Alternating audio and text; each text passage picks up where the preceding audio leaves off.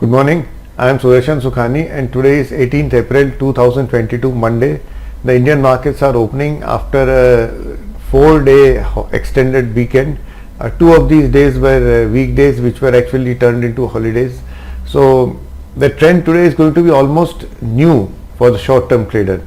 Last week I had explained that the charts are suggesting my trend indicator, my momentum indicator on my daily chart have turned down, suggesting that some kind of weakness is imminent or coming in the market or is already there.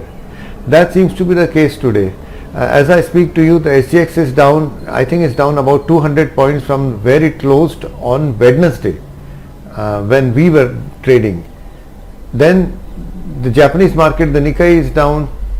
The S&P futures are down, although that can change because it's too early in the day. But whatever, the view is that the markets are going through some kind of a correction. Now, how do we trade this correction? I'm not interested in looking at a buy on dips opportunity today. The market must stabilize before buy on dips actually comes into play. So there is no stability in the market. This is a falling market as of now.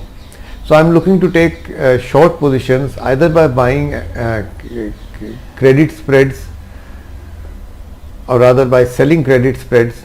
Let's say 17,500 call is sold and maybe 17,600 call is purchased, or maybe by buying debit spreads for puts, maybe buy 17,300 put option and sell something lower. I don't actually usually trade in futures. I always use options because weekly options are a much better instrument for short-term trading. So be that it may, this is what the view looks like. Not looking to a buy on dips strategy today. And thank you for watching this video. Like it, subscribe it, share it and press the bell icon. We'll meet again in the evening. Jai Hind.